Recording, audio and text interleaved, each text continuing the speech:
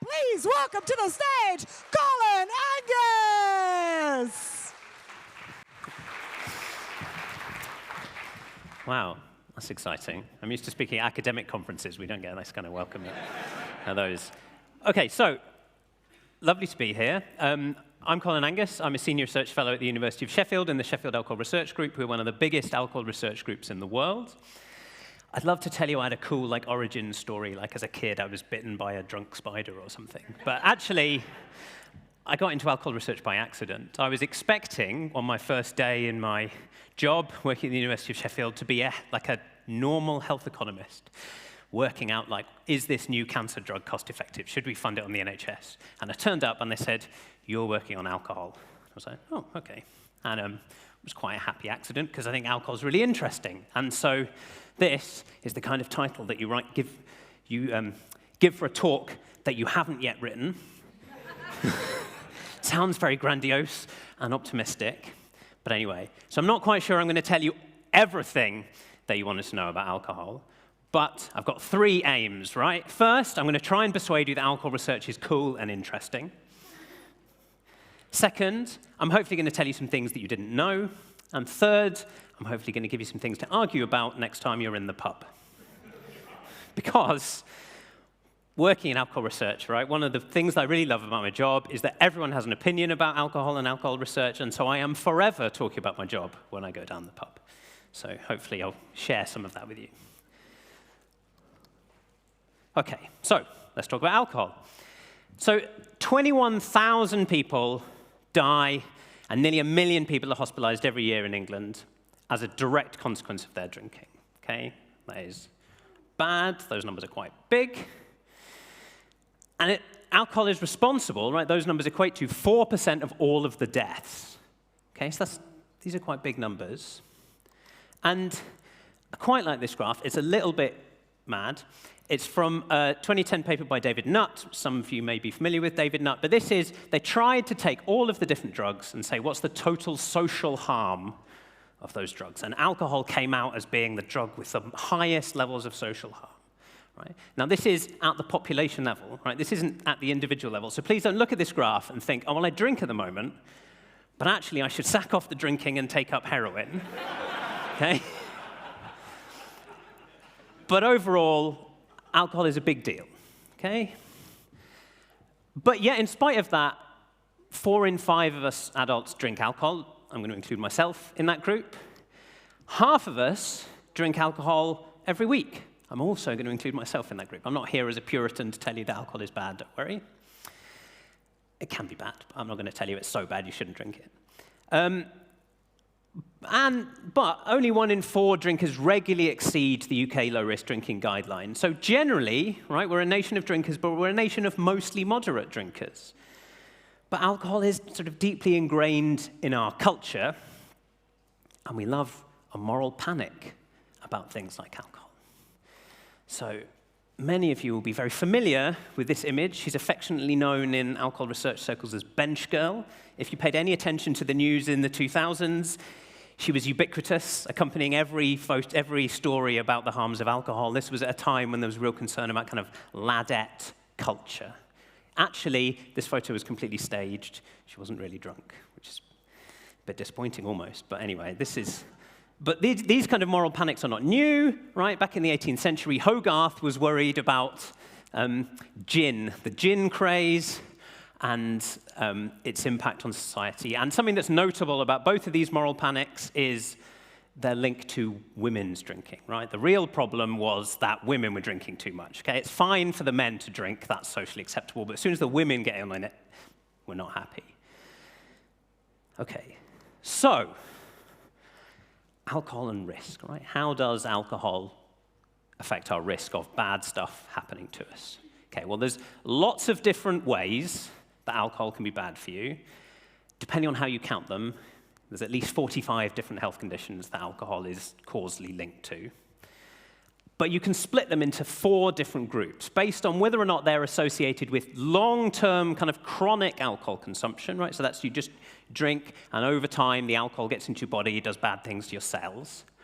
Or it can be associated with intoxication, right? You get a bit drunk, bad stuff happens to you. And we can also split these things by whether they're harms that are only caused by alcohol. So are they health conditions for which, if we all stopped drinking, they would disappear?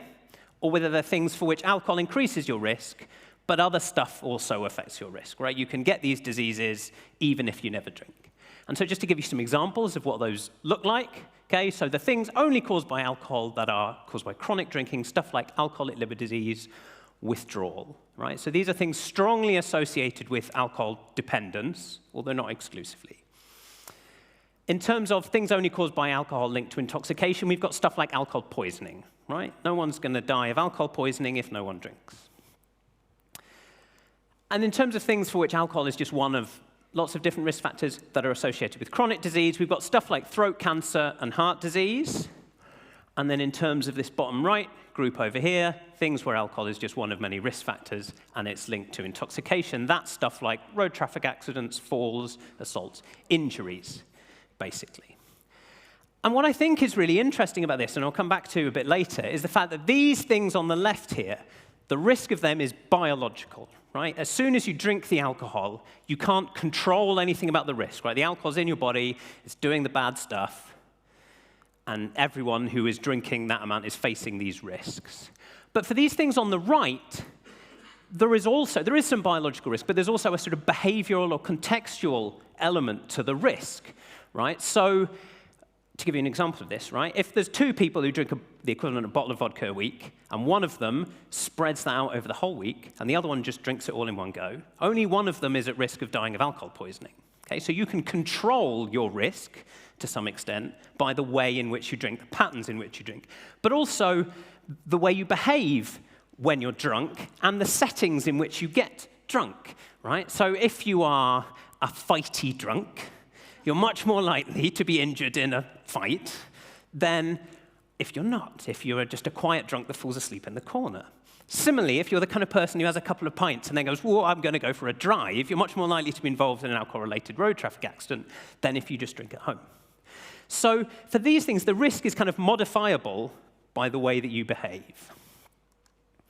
And then if we break down how the overall kind of burden, how those 21,000 deaths each year are kind of distributed between these four different groupings, you can see that the majority are things which are only caused by alcohol, but by no means all. Okay, so we've still got quite a significant burden of harm, which is stuff that is a bit harder to count. Okay, so we quite often just focus on these top causes because they're the easy ones to count, and we talk about alcohol-specific deaths or harms, which are these things, right? But that kind of ignores this slightly harder to count, right? Because we can look at all of the throat cancers, and only some of them are caused by alcohol. And it's very difficult. You can't go to someone and say, oh, well, you've got throat cancer because of your drinking, and someone else hasn't. It's just a kind of association. It's a bit harder to do. So I'm going to talk for a little bit now about these conditions, because they're the most interesting and complicated, I think. So if we look at the breakdown, if we break this down further and say, okay, of all of the alcohol-attributable deaths in that group, those 38%, what health conditions are they from? Okay, so every color here is a different health condition. I've grouped them together. Okay, so there's a few interesting things, I think, about this breakdown. And so the first one is that cancer here is the biggest bar, right? So cancer is kind of the biggest thing of these chronic causes which is killing you. And it's quite a wide selection of cancers, right? And some of these are kind of the obvious ones. So there's some throat cancers, right? That's where the alcohol is coming into you. And the colorectal cancer, that's where it's coming out of you again. But there's also pancreatic cancer, liver cancer, and breast cancer. Okay, so there's quite big numbers here. Cardiovascular disease, there's some cardiovascular conditions for which alcohol is increasing your risk of death, and there's others where it's reducing it. Then we've got kind of respiratory infections, pneumonia, bronchitis, and then over there at the end we've got alcohol that increases your risk of epilepsy slightly, but for women only reduces your risk of type 2 diabetes, which is kind of interesting. But I said these are interesting. Let's talk a bit more about those. Okay? So these are the cardiovascular conditions for which alcohol is reducing your risk. Okay? Is that right? Right? Is alcohol really good for your heart or not? So many of you might be familiar with graphs that look a bit like this. Okay, this is the J curve, it gets called, because it's kind of shaped a bit like a very weird squashed J. Okay, and so this is saying that your relative risk of suffering some bad cardiovascular outcome, so death from heart disease or whatever, against how much you drink, okay, compared to someone who doesn't drink at all. And you can see that the risk falls and then rises again. So everything below this line is protective. This is saying that if you drink at these levels, alcohol is protective. And actually, some of these numbers are quite surprising. So our current drinking guidelines are 14, like they're here, okay? And that's like 80 grams a day. That's like 10 units of alcohol a day. That's over a bottle of wine a day. So that's saying you can drink just under a bottle of wine a day and still experience a reduction in your risk of heart disease, according to these kind of studies. And there's millions of studies that look like this, that find this. Okay. And so is this believable? Could this be real? Well, there is lab evidence that says that drinking moderate amounts of alcohol can increase your levels of high-density lipoprotein, cholesterol, and adiponectin, and it can reduce levels of fibrinogen. Those are good. Okay. And so there is a plausible story here, biologically, that says moderate drinking might be good for your heart.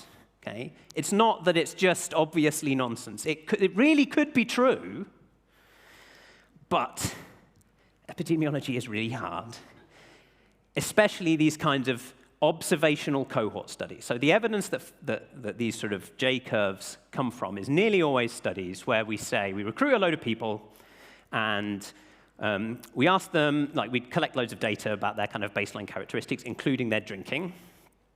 And then we follow them up 10 years later and see how many of them died of heart disease, and then we see whether the ones that died of heart disease drank more or less than everyone else. Okay, and these kinds of studies are systematically biased in lots of different ways.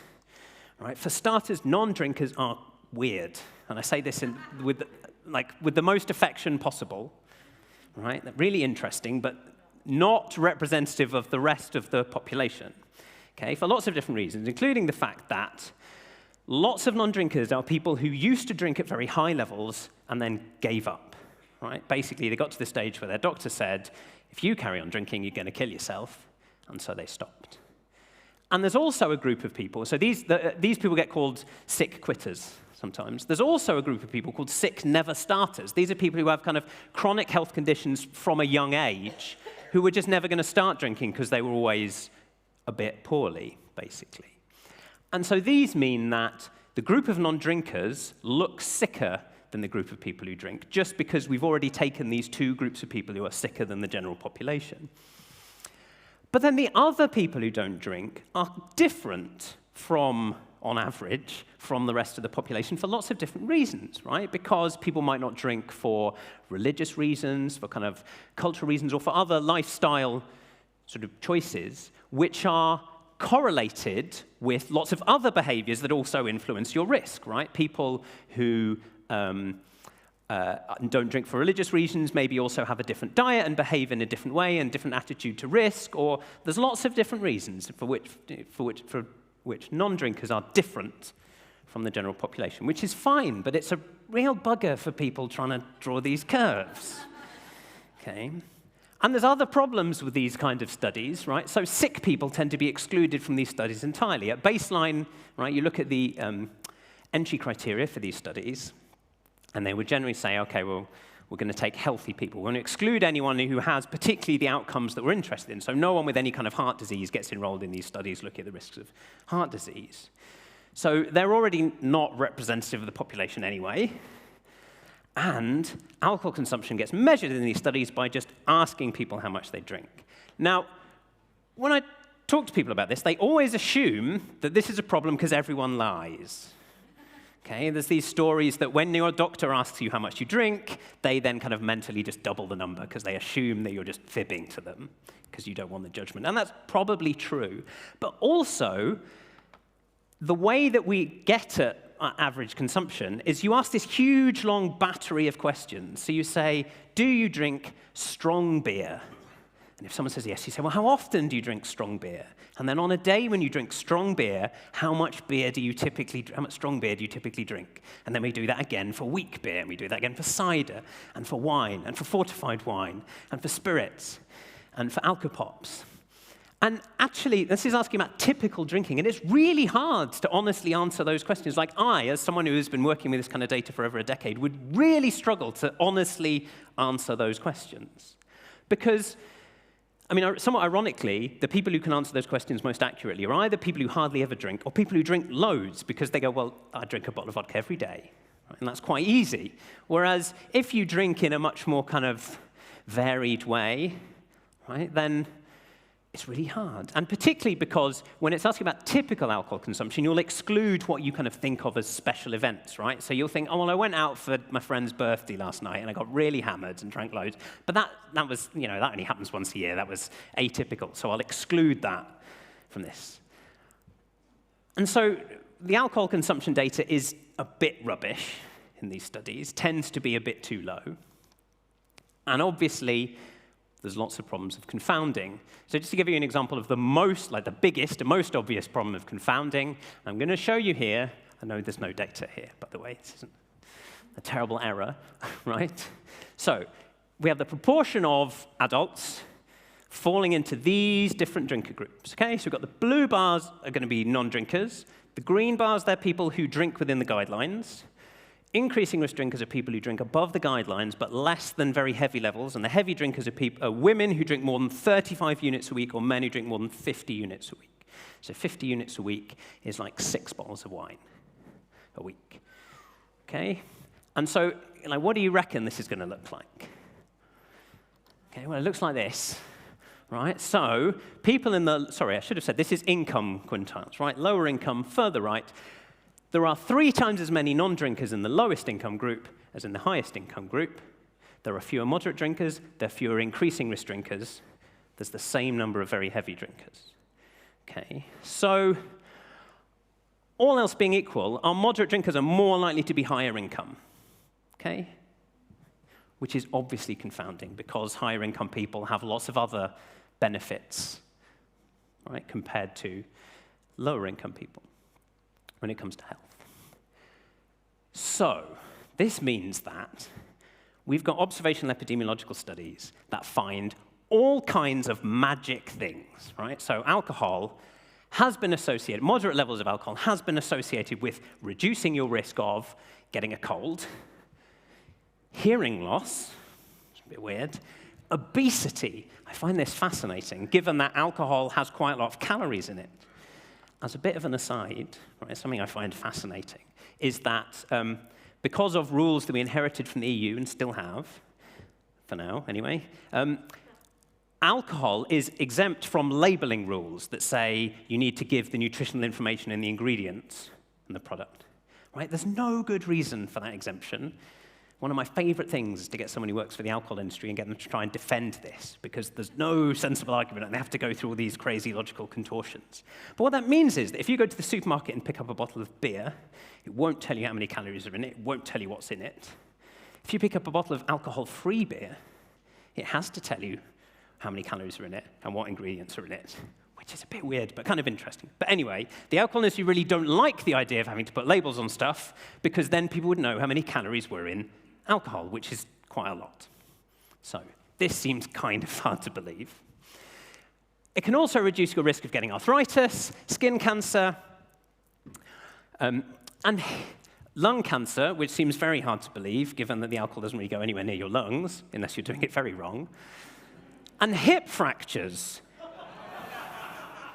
Right? I find that very hard to believe, given that alcohol, hip fractures are associated with falling over, and alcohol is not protective for falling over, among many other causes. And for lots of these things, there is no biologically plausible mechanism. So we don't really believe alcohol is protective for any of these things. So, but the problem is, this isn't an issue of not enough data, right? These studies are just hard to interpret. And so doing more observational studies, right, if you give me £10 million and say, go away and do another one of these studies, it's not going to give us any better idea about whether low levels of drinking are actually protective or not. Okay, it's just going to add to it's going to continue the uncertainty. We'll just have more uncertain data, which is not very helpful. It would be cool if we could do a randomized controlled trial. That would be fun, right? But that'd be really hard. How do you randomize people to drinking lightly or not? Right? There's lots of ethical issues. Can you randomize someone who doesn't drink for religious reasons to now start drinking? How do you check that people are actually behaving as they want? Because really what you want is the moderate drinkers to have like a small amount of alcohol every day, so they're not allowed to drink anything else, and the non-drinkers have to not drink at all. So it's pretty challenging.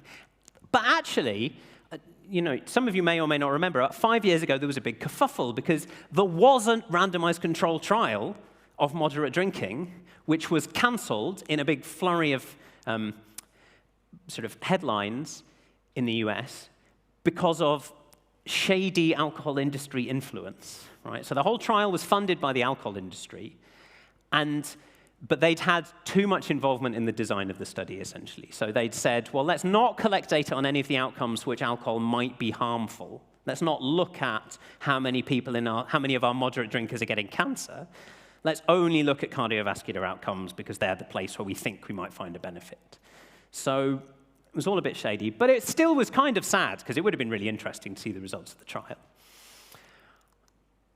But maybe there's another way. So there's been this sort of raft of studies in the last 10 years using Mendelian randomization, which is something that may be familiar to some of you, may not be. But basically in this, you use the fact, what you need to do a Mendelian randomization study is you need some gene which is associated with your behavior that you're interested in.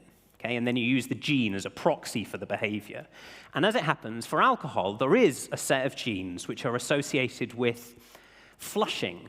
Basically, you're slightly allergic to the alcohol, and so if you drink alcohol, your face flushes, and it's not pleasant, particularly. So people with just this gene tend not to drink or tend to drink only very small amounts. It's much more prevalent in Southeast Asian populations. And there's this really cool, so there's a bunch of studies that have used Mendelian randomization to try and look at this association between alcohol consumption and risk. Okay? And there was one really cool one in 2019, which they did like a normal observational epidemiological analysis, and they compared it to their Mendelian randomization study. And this is their normal epidemiological analysis. Okay, so they found this nice J-curve, right? Actually, what's particularly nice here is this is former drinkers, and this is non-drinkers. You can see the former drinkers are sicker than the people who have never drunk. But the people who have never drunk have more chance of getting a stroke in this case. They looked at loads of different cardiovascular outcomes, and basically the graphs look the same for all of them. And then they found that the risk goes back up once you start drinking above a certain level. But for the Mendelian randomization analysis, there was no J-curve, right? Your risk just increases. So this is saying that we've got rid of all of these annoying, confounding-y problems, and now, ta-da, the protective effect disappears. So it's not real. That's what these studies conclude. And advocates of Mendelian randomization would say this is definitive proof that alcohol is not protective against cardiovascular disease. So just to sort of summarize that evidence, right? So there are plausible reasons why we think that moderate drinking might be good for your heart, but more recent evidence, including these Mendelian randomization studies, but also there's sort of meta-analyses where they've gone, well, let's only include the studies that have done a good job of filtering out the former drinkers from our non-drinker comparison group, or sort of the higher quality studies, and they tend to be a bit more, like a bit less positive in terms of finding these protective effects.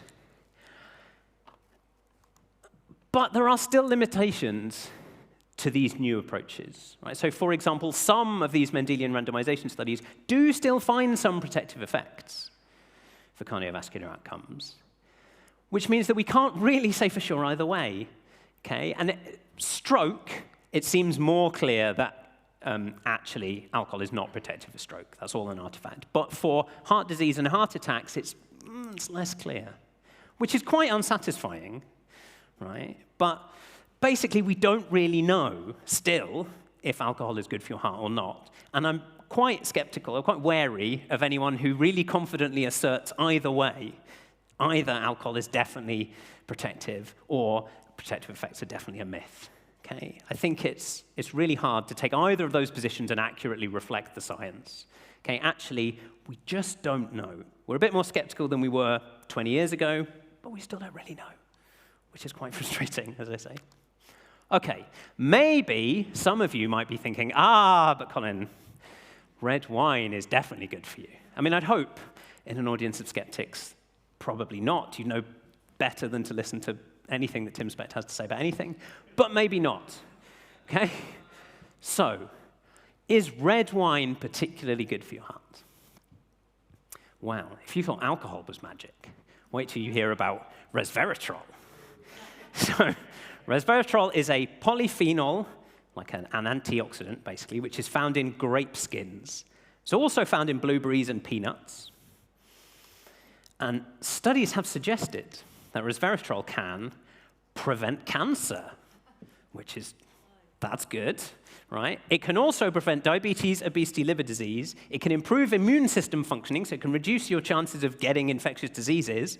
And it can improve sexual performance, among other things. Okay, so resveratrol sounds pretty great. But none of these studies involve wine, and very few of them involve humans. Okay? So the problem with this story is red wine doesn't really have very much resveratrol in it. And drinking red wine is a terrible delivery mechanism for getting resveratrol into your body. Most of the resveratrol in the wine that you drink just comes straight back out of you again.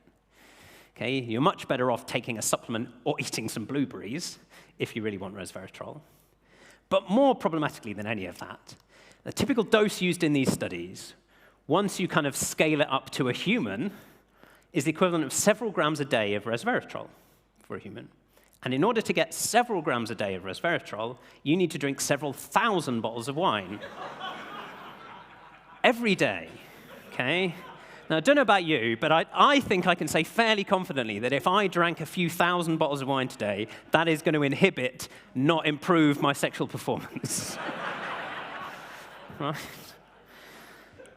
So, but actually, that's not the only way to be stupid and wrong with this kind of study, right? So, you can be stupid and wrong by doing a study where you give some mice some resveratrol, find a positive outcome, and then write a press release that says resveratrol, which is found in red wine, does some cool stuff. But there's another way, okay? You can also just do a study looking at alcohol and some health outcome. You can not properly control for socioeconomic differences in your study and find that people who drink wine have better outcomes than people who drink beer. And then you can say, well, wine's got resveratrol in it and beer doesn't. Ta-da, it's resveratrol. Okay? Which means that you get amazing stories like this, right? Apparently red wine could prevent you getting COVID, but not beer. Okay? But actually, not everyone drinks the same thing. Right here, this is deprivation quintiles and what people drink. People in more deprived groups drink way more beer, a bit more cider, a bit more spirits, and lots less wine. Okay? So all we've really found here is that being rich wards off COVID and being poor does not. Okay? So, and it really makes me frustrated that researchers just find this, and instead of going, oh, maybe we didn't properly control the socioeconomic position, they go, resveratrol. Yes, there's our get-out-of-jail-free card for our weird findings. So basically, if anyone reports anything that says red wine is better for you than other kinds of alcohol, they are definitely full of nonsense and can be safely ignored. Okay, so now I want to move on to talk about drinking guidelines.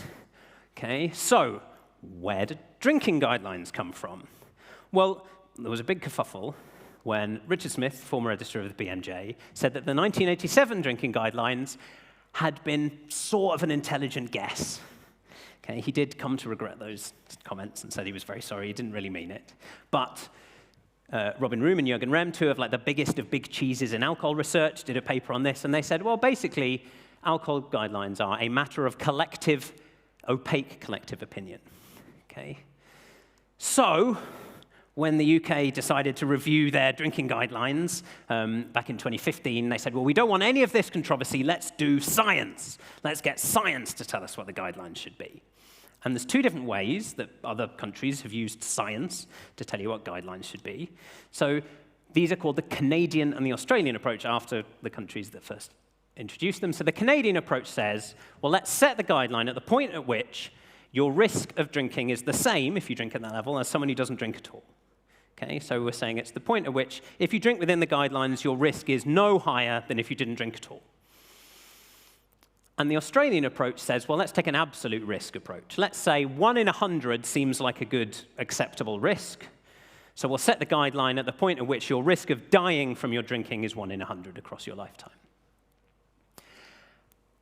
The implications of these two different approaches are the Canadian approach based on relative risk and assumes that protective effects are real, because if there's no dip in the J-curve, then your guideline is 0. Which obviously you might have some kind of credibility problems, I think, if you try to sell the public a guideline of 0.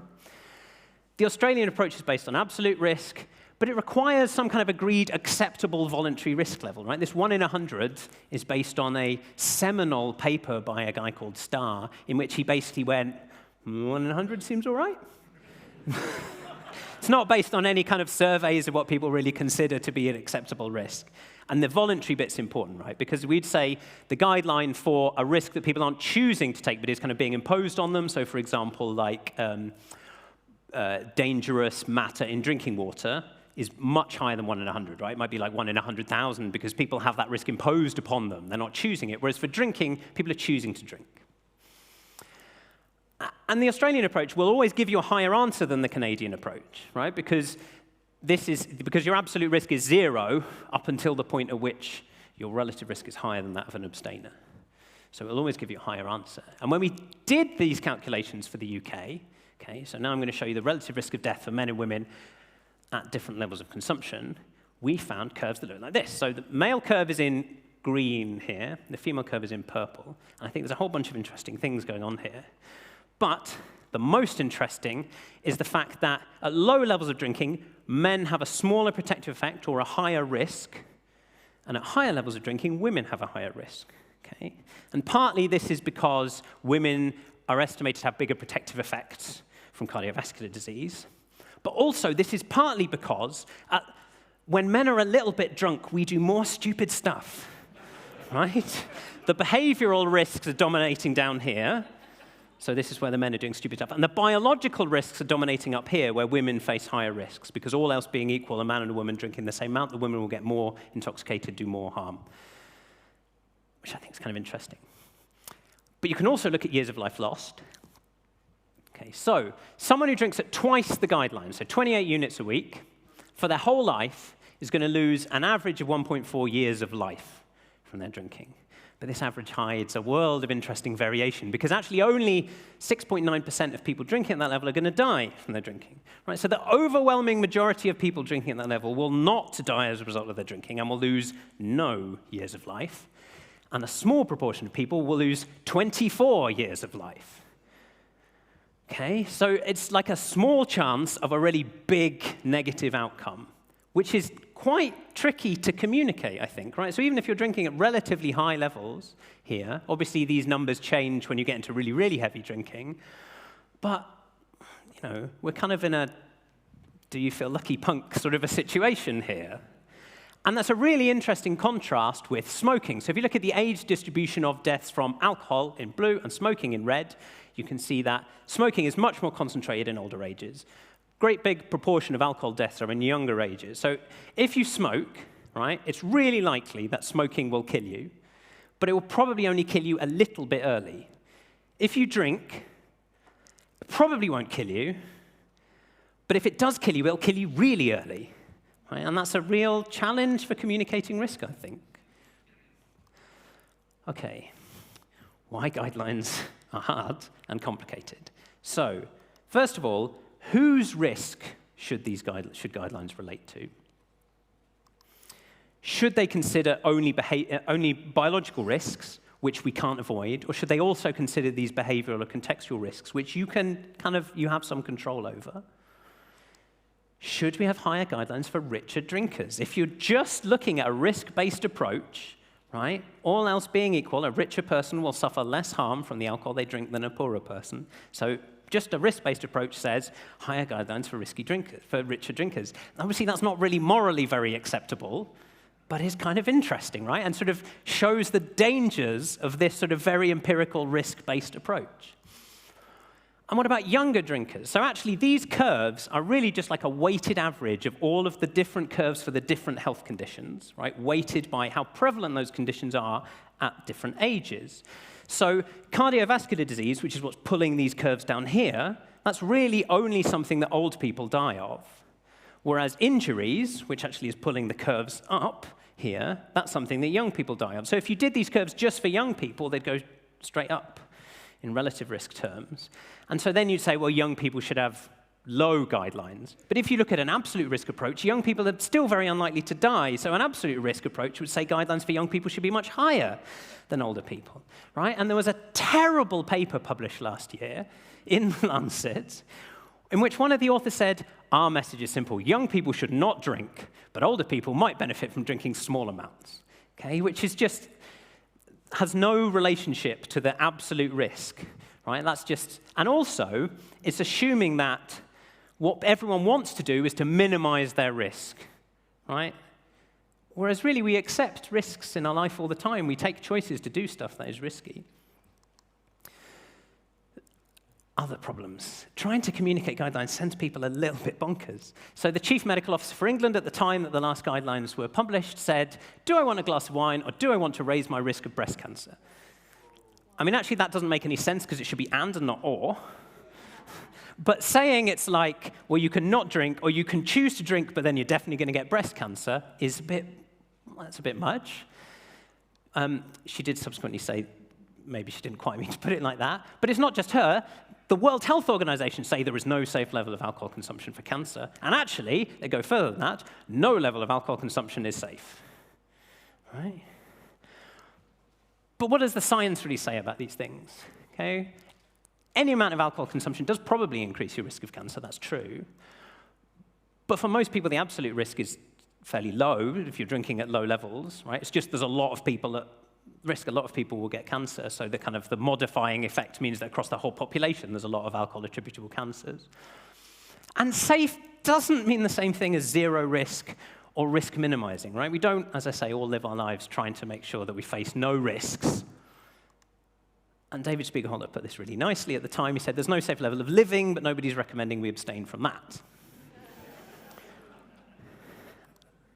And the last thing, in terms of talking about problems with guidelines, is uncertainty, right? So this idea was, let's get science to tell us what the numbers should be, but as I've already suggested, we don't know if alcohol is protective against cardiovascular disease, right? There's loads of other uncertainties in the epidemiological evidence. Depending on which assumptions you make, you could get a guideline between 0 and like 30. So science can't tell you what the guidelines should be. There has to be some collective judgment on the part of experts, which is a bit disappointing. But anyway, right. I'm going to try and whiz through the last bit of my talk here. So I'm going to talk about our relationship with alcohol. I had to use this picture, which was taken just around the corner, right, one New Year's Eve. So I love this graph. This is average alcohol consumption since 1900 in the UK by type of alcohol. Did not expect it to look like this. The Victorians were on it, right? There's also, this is a good lesson in terms of being too narrow in your focus working in public health. What's this tremendous public health intervention here? It's the First World War. But there's loads of interesting stuff going on in this graph. So you can see the rise in wine consumption, which is strongly associated with the rise in women's drinking. This little red bit, RTDs, they are ready-to-drink. So that's Alcopops, basically. Those of you who were around in the early 2000s will remember there was a massive moral panic about Alcopops, probably because they were quite often drunk by women. But really, they were not a thing, right? They were just a big thing in the public consciousness. And in terms of what current drinking looks like, if we break it down by drinker type, right, you can see that the number of high-risk drinkers is pretty small, 4%. They do drink a quarter of all of the alcohol, and account for 20% of all of the spending. So the alcohol industry doesn't like the idea that we might do something that reduces the drinking of these heavy drinkers, because that's where a big chunk of their profits come from. But that's 4%, right? The prevalence of alcohol dependence is 1.4%. So there's loads of people drinking really heavily who are not dependent on alcohol. And the public narrative around alcohol is always, there are two kinds of drinkers. There are the dependent drinkers, and there are the nice, responsible drinkers like me. Okay, that's always the narrative. But actually, there's loads of people who are drinking really heavily but are not dependent. If you remember nothing else from this talk, please remember that. Okay, how has age patterns of drinking changed over time? Right, so this is increasing age groups. In 1986, the older you got, the less you drank. In 2000, the same was still true, but everyone drank more. In 2011, something weird started happening. The younger drinkers drank less, but the older drinkers started drinking more. And then in 2021, the younger drinkers are drinking even less, but the older drinkers are still drinking more. We've seen this huge shift from young people's drinking to older people's drinking, which obviously has huge implications for harm, because these are the people who are dying from their drinking. And that's just the drinking. If you look at abstention, young people just don't drink at all anymore. Right? And if we look even younger than that, right, so this blue line at the top here is whether 11 to 15-year-olds have ever drunk any alcohol. That's been falling steadily. And it's not that they're all just smoking or taking drugs instead. They're all smoking less, and there's not really any change in taking drugs. And there's been a huge shift in where we drink, from drinking alcohol that we bought in shops, which used to be the minority of alcohol, and is now the vast majority, to drinking in pubs. And you can see this blip here. This is the pandemic, right? All the pubs were shut, so we had to stop drinking in pubs. And so there's lots of people worry about whether the pandemic presented kind of an existential threat to pubs, and that's well-founded, but this is not a new thing, right? We've been drinking less in pubs for years. And maybe that's because this is price by type of alcohol. These blue lines are alcohol bought in shops, so the price has doubled since 1987. And these lines up here, they are alcohol in pubs, which has more than quadrupled, right? So the gap in prices between alcohol in shops and alcohol in pubs has massively widened, which is almost certainly a factor that's driving this.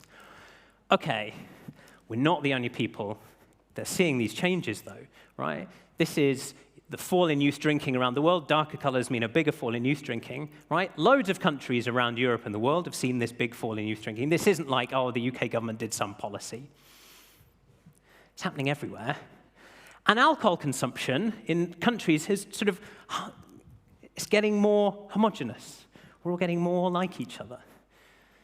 And this is the world in 1965, colored by what we were drinking, right? So pink is countries that drink wine, yellow is countries that drink beer, blue is countries that drink spirits. You can see lots of variation around the world. But then by 2015, everything's just a kind of muddy, greeny brown, because we've all sort of become more homogenized in our preferences. So, to finish, right, this is a bit of a scattershot of things, because I've covered quite a lot of ground. Alcohol can be bad for you in lots of ways, but if you generally stick within the guidelines, your risk of serious harm is pretty low. Wine doesn't have magic properties. By all means, drink it, but drink it because it's nice or whatever. Don't drink it because it's magic. But maybe start eating blueberries or peanuts if you want some of the magic. Most heavy drinkers aren't dependent. And global drinking culture is changing very slowly, but very profoundly, which is interesting and presents a lot of challenges for people working in alcohol policy like me, because we don't know why this is happening. And it's not happening because of policy. Culture is just like this mad thing that changes over time in a way that we can't control. We just kind of have to accept and observe. Thank you. I'll stop now.